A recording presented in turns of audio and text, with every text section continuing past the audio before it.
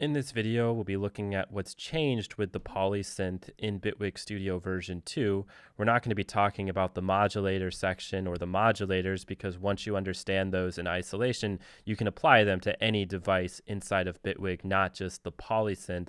But I think enough has changed in the main bulk of this instrument to justify a video to really kind of go through some of this stuff and talk about what the changes are and how it impacts the sound.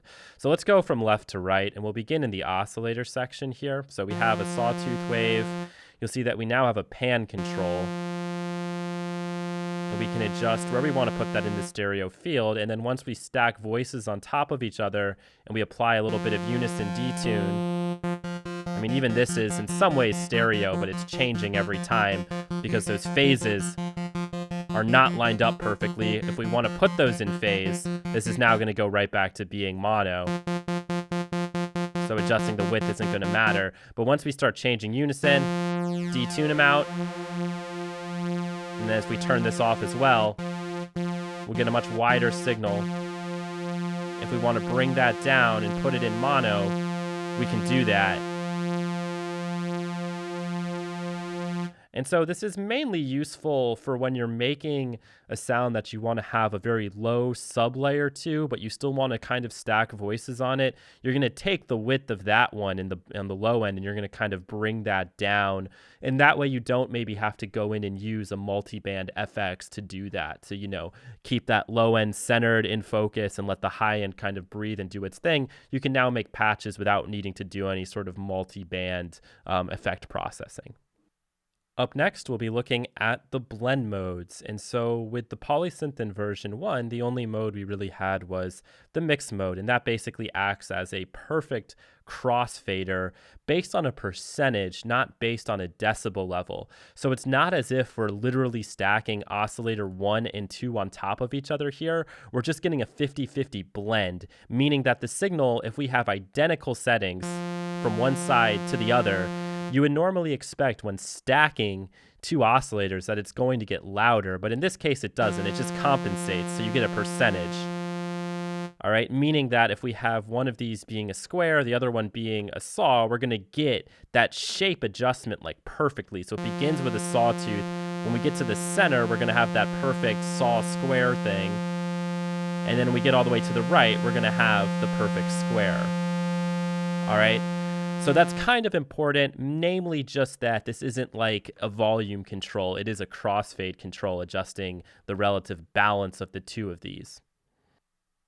All right, moving on to this neg mode, and we can even read what the description says. Linear mix with oscillator 2 negated for phase cancellation. All right, what does that really mean? Well, it just means, as far as I know, that oscillator 2 is going to have its phase flipped. So what does that mean? Well, if you take a signal and you duplicate that signal and you take the phase on one of those and you flip it 180 degrees, you are what's referred to as being perfectly out of phase. So it's taking all of that information above the line, flipping it down below the line. And when that occurs, what do you get? You get perfect silence. So we'll just do a quick demonstration of this to explain it. Very important that to really get this one to work when we go to it, that you have this like re-trigger phase on. And it's better to actually see this one than for me to explain it to you. But basically when this is turned on, the phase resets for each strike of the key. And it resets perfectly. If I turn this off, you're going to see variations happening. So sometimes they do lock up in phase, sometimes they don't, right? It's just adjusting. You don't really know what's going to happen. If I turn on for 1, same sort of deal, right? If we go into negative mode, and these two are both turned on, what do we think is going to happen? Well, we're going to get 0 signal, okay? And we can look and see oscillator 1, then we can go over to oscillator 2, and you can see that the phase on oscillator 2 has been flipped. So when we bring those together and we get perfectly in the middle, boom, we're 100% out of phase. So how is this going to be useful for you? Well, in many cases, the difference is going to be very negligible unless you start with identical oscillators and then make very small changes.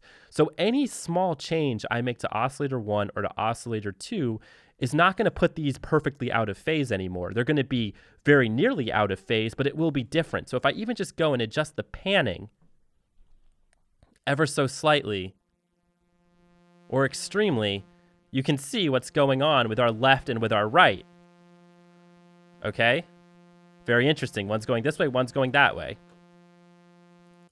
If I go in and I change something like sync, you can watch and see what occurs there, right? Very interesting compared to if I put this in mix mode. You can hear that there is a noticeable difference. And then this can get interesting when we take, like, you know, this off, so that maybe once in a while it's not going to maybe like line up. So you can get really interesting variations then. But the more you go away from one another with your settings, like shape, sub, pitch, unison, the closer these are going to then sound to one another with negative and mixed. So the wave shape is now so entirely different that this isn't really even making much of a difference at all, even when we're lined up here and this one's going completely out of phase. So the trick to working with this mode here is to start with identical settings and then make slight alterations and listen to and hear what happens. And it's just going to kind of thin the sound out a little bit. So if you need something very thin for like a lead, this might be a good idea. Maybe we can go and try to create something. I don't want to spend too much time on this, but if we go in here and let's load the default one in and just see what we can do with this. One of these is slightly different to the other. Let's see.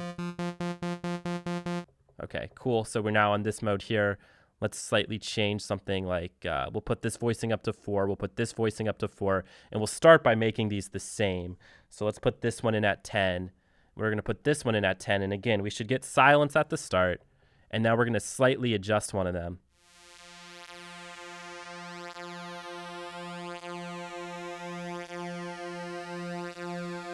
Be too big of an adjustment probably. Let's compare that to mix mode. And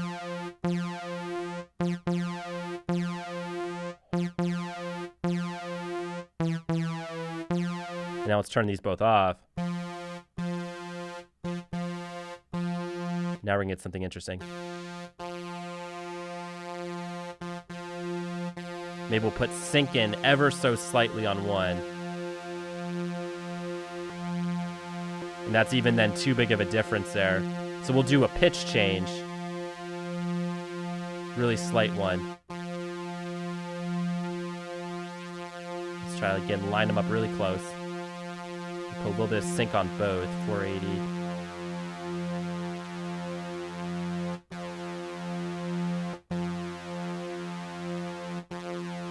There we go, so that's a cool sort of effect. We put these both on.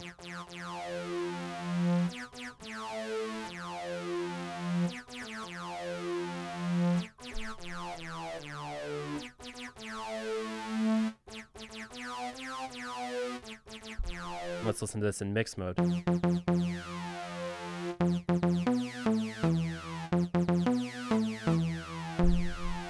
And the important point here is that when you are working in the negative mode, I don't even know if that's what it stands for, but I assume it stands for negative since like, or I guess maybe it's negated, who knows. But once you start to go beyond like the 40 to 60% range, the effect is going to be minimal to say the least, because you're really prefacing one of the sides. So like phase cancellation is not going to be doing much at that point because the majority is happening from one side or the other. And you'll see that once you get into this range here, that this really starts to make a difference. Once you go outside of it, you're not getting a whole lot. Just like with the negative mode, in white mode, which is listed as saying up from oscillator 1, down from oscillator 2, mix equals split, you're going to need to be in that sort of like 40 to 60 range for this to really make a difference. There needs to be overlap occurring, and it needs to be fairly significant for it to make sense for you to go into white mode as compared to in mix mode. So in mix mode, remember that if we are going from a square to a saw, or in this case a saw to a square, watch what happens here on the oscilloscope. Right, it's that perfect transition. Now when we go into white mode, this gets kind of interesting because now what's really adjusting the harmonic blend is how much is above or below this center line. So all the way on 1, we're underneath, but as I come up, we're going to start to get some of that square as we come over.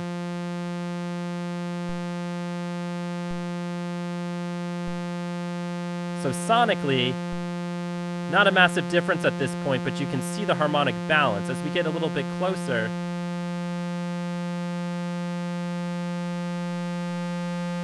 And especially as we start to like detune these,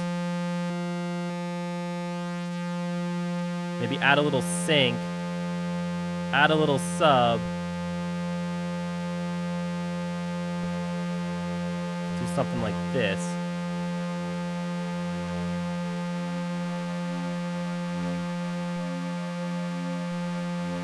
It's almost on fire in the oscilloscope. Let's listen to the difference here. So in white, it's actually a bit more aggressive. And when you really throw these out of tune,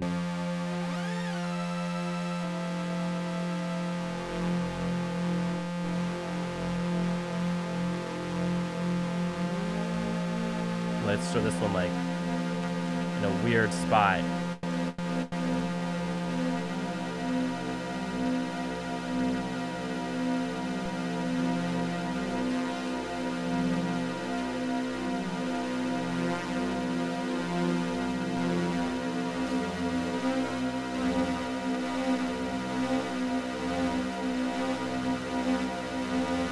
All right, cool. So listen to what's happening in white mode. Compare that to mixed mode.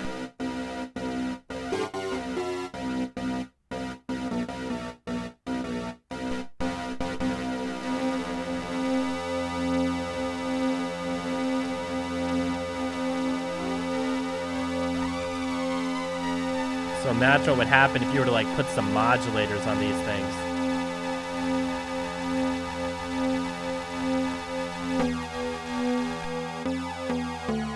So much grittier, as you'd expect with that crazy display. Huh. All right, so that's white mode. But again, if you're not kind of in a range here, it's not going to have as big of an impact.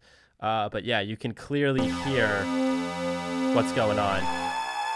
Ooh, so in this case, it has a huge impact on 1. Oh, no, it really doesn't. That's just a crazy sound. So when you need a little extra grit, wipe may be the way to go there. Okay, on to AM. So this one's pretty straightforward. It's amplitude modulation of oscillator 1 from oscillator 2. The wording is strange, but basically what this is saying is in order for us to get any amplitude modulation, we need to be on oscillator 2. So if I go 100% to oscillator 1, and I start messing with controls on oscillator 2,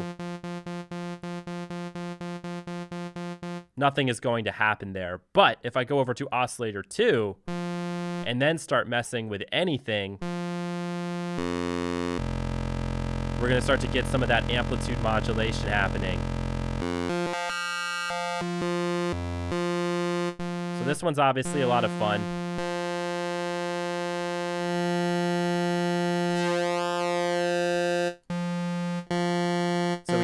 You a very aggressive kind of sound here, especially if we bring this like down to 16 or 32 and we like pump the sub up. So get us a really, really gritty sort of sound. And then this would be a time. In fact, let's.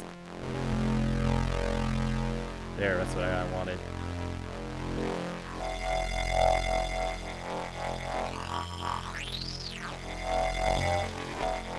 Trying to just find something cool. Oh. Whoa.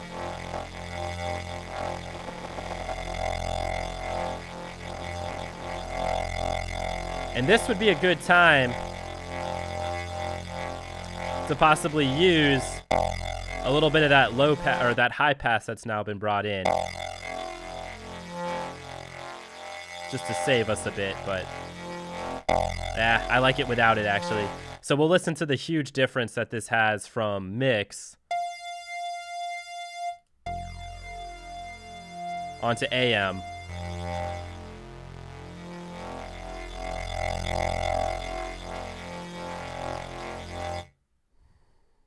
All right, so up next we have sine, and as this says, we're going to be applying the polarity of oscillator 1 onto oscillator 2. So again, this is going to be an effect where at oscillator 2, you get 100% of that effect, and at oscillator 1, you're just getting oscillator 1. So let's listen to what happens.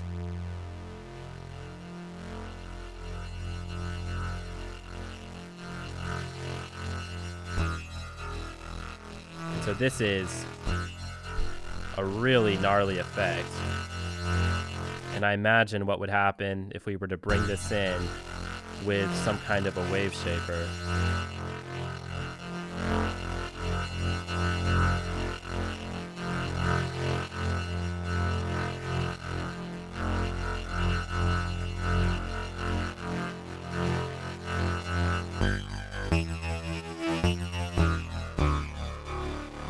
So these were not sounds that you were normally able to get out of the Polysynth. Let's go back to mix.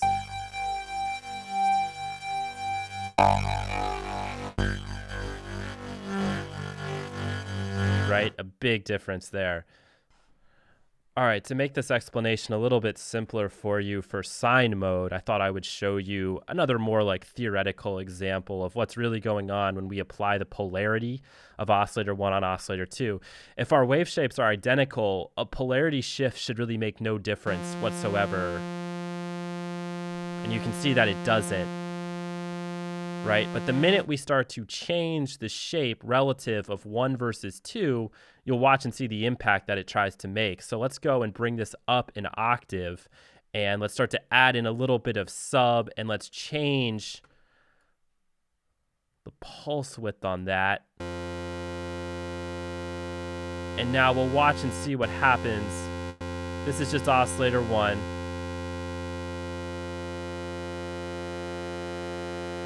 And you can see that sort of flip that's happening. Maybe I can find a note where this will lock in.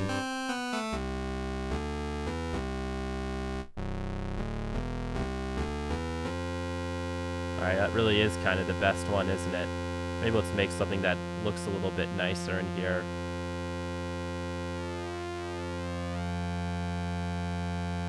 And now let's do it again.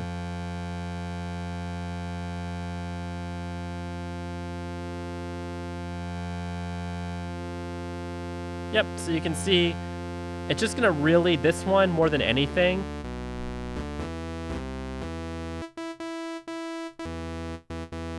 and that's not really a fair comparison, obviously, when we're on mix, but if we were at like 50-50.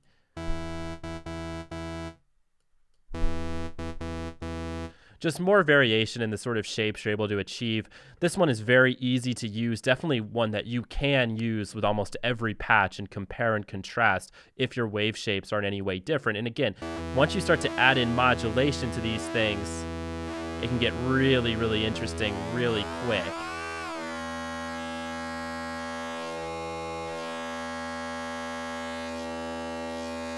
Start add a couple more voices.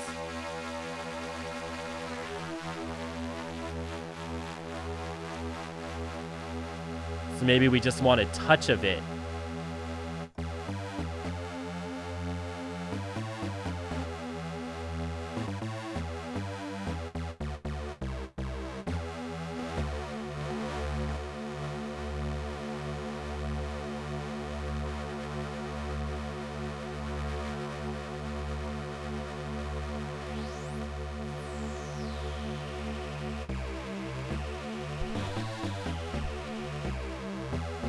And again, compare that to mix.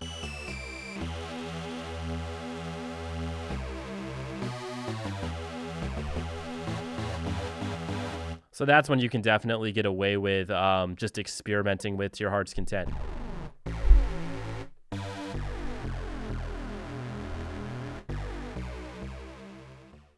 Okay, so the last blend mode we're going to look at is what they call max, and this might be my favorite one. I like sine a lot, but I also like max, and max is the maximum value of oscillator 1 and 2.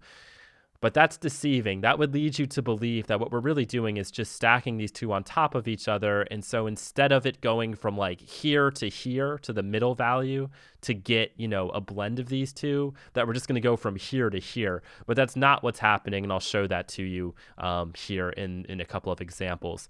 So we know that if we set it up like this, when we're set to oscillator 1, we're going to see a saw. And when we go to the middle, we get kind of a blend. And then when we go to the far right, we get the square, obviously. Now, when I go to max mode, we'll still start with that saw. But you can start to even see here at the bottom, the shape has changed. It's not as perfect anymore. And that's because we're going for the max value. We're maxing out right at the top. And then as we start to bring in the saw, you can see the way this wave shape changes. All right, and how we actually get these kind of like sharp areas here, not sharp, but straight areas, which is basically saying we're right at the top, we're maxing out, right? That clipping effect. If I go back to mix here in the middle, you can see the difference, and it's very obvious. And now what this means is as we start to kind of deviate these two from one another, and it does depend on like what you sort of adjust on oscillator 1 versus oscillator 2, you can get some really crazy sounds. So let's just go ahead and mess with this a little bit. Just look and see what's going on here.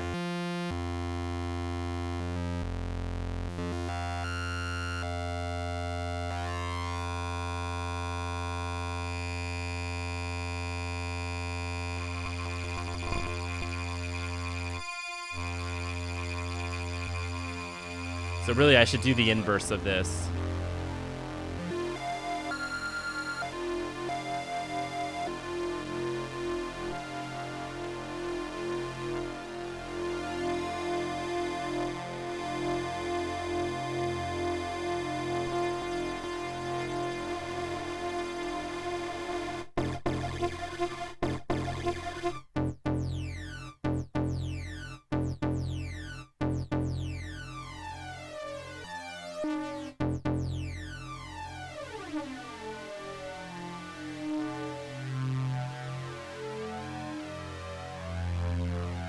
Okay.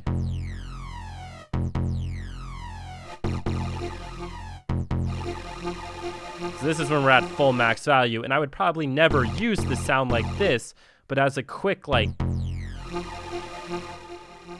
come-in sort of effect, we can watch and see what we can do. So in this case, we will use one of these modulators here. Just gonna bring that all the way up.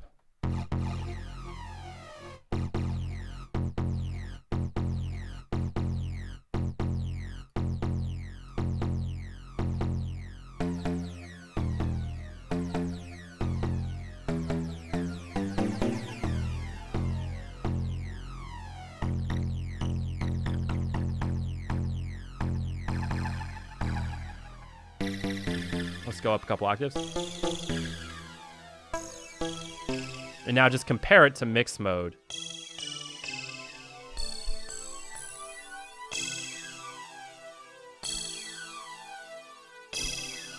To max mode. Totally different sound. And then we could still go in here and obviously use our filter.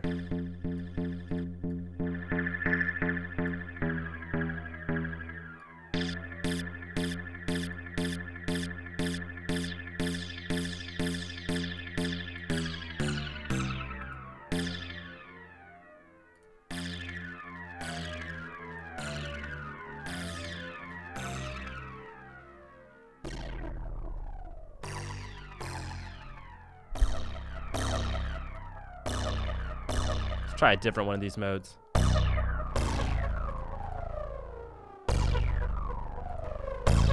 There we go.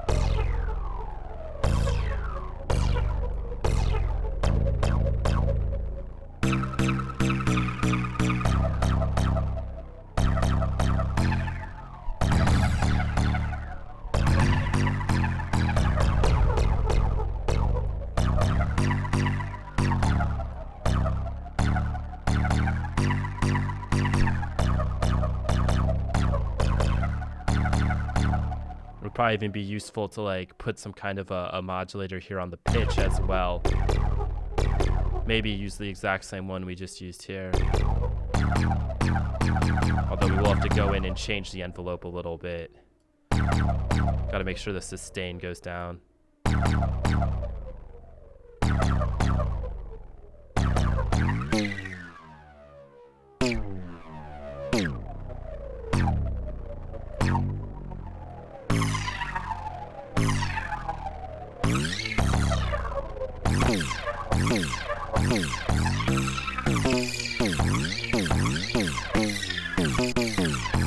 And then compare that to what we get in mix mode.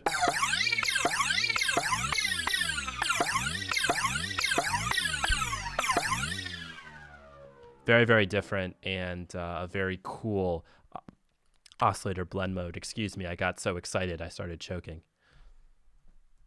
We have a couple new settings here in our mixer and like global settings area of the Polysynth. The first is an optional high pass filter, which is going to act just like any other high pass filter.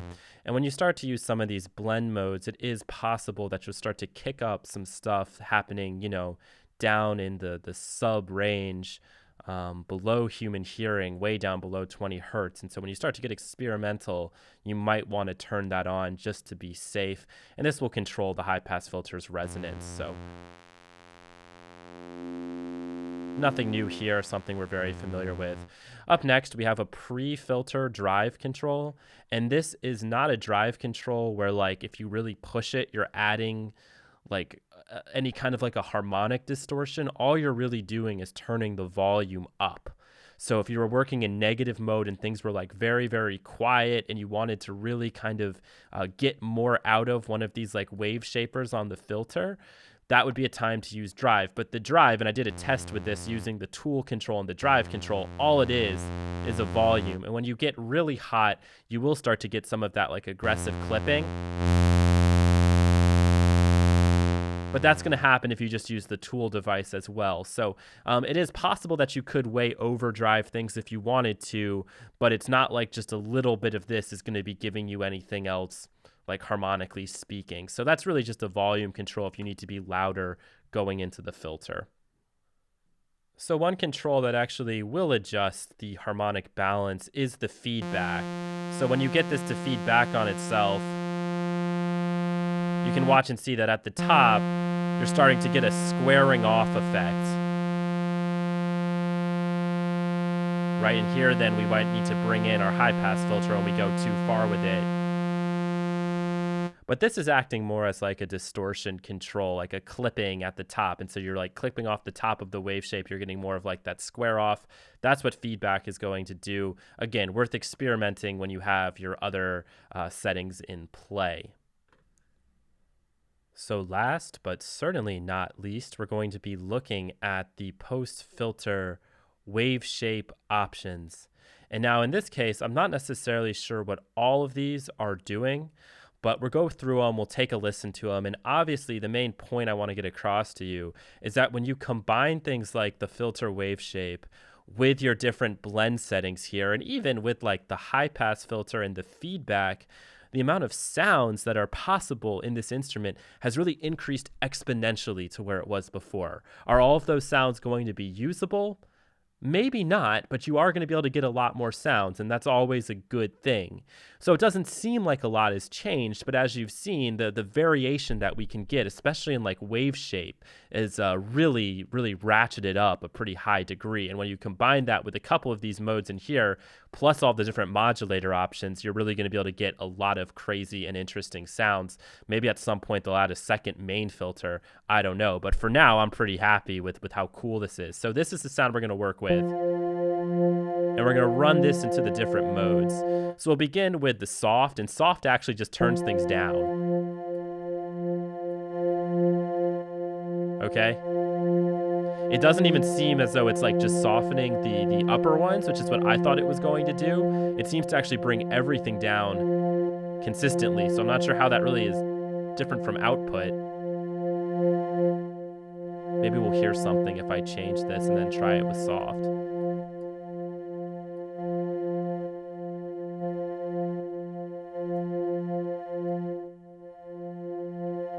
As far as I know, it's just turning things down. I might be wrong. Maybe it's focusing in on a few of these partials at certain places and lowering those more than others. I would think that soft would be like kind of taking an edge off, but I don't know. Next is sine, and I think that in massive there also is like a parabolic sine shaper. So that's probably going to be quite similar here.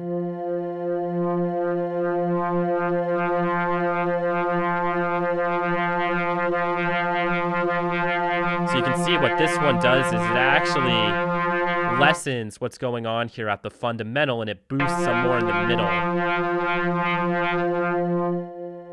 So let's watch again what happens here to our overtones once it settles in.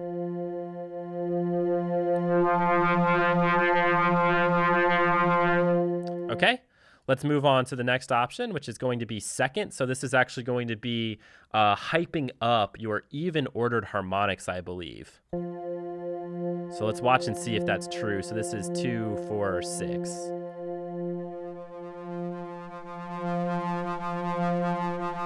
I might be wrong. Maybe it's not hyping up those, but it is creating more of like that sawtooth effect here at the top.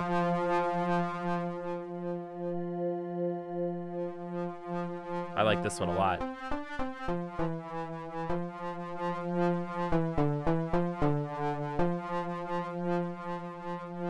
Pretty cool. All right, let's try out this hysteria. So this should be insane, whatever it does. Oh, wow. That's interesting.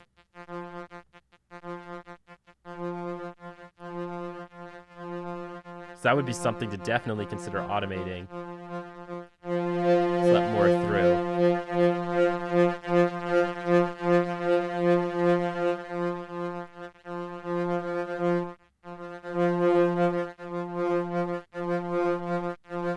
That's really cool.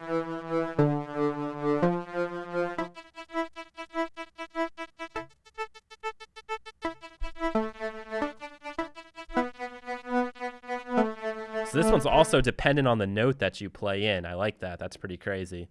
We have like a rectify. This is just going to be a lot more aggressive, like a cabinet. Whoa.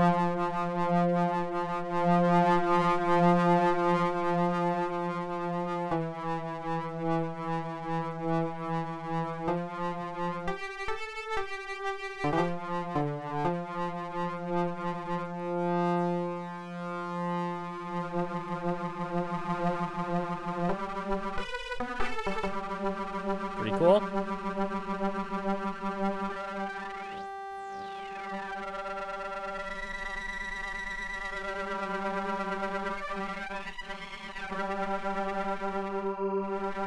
So like I'm saying, these wave shapers, no matter what you change, it's going to really greatly impact the final sound. And then last we have this RIP option. And this one has an impact even all the way at the bottom.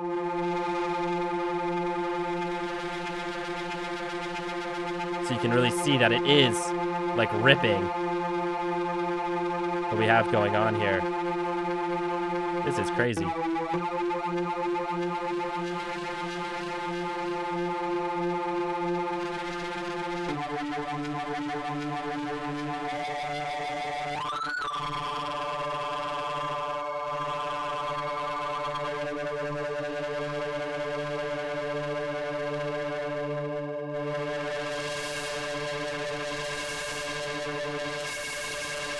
So yeah, you can imagine then.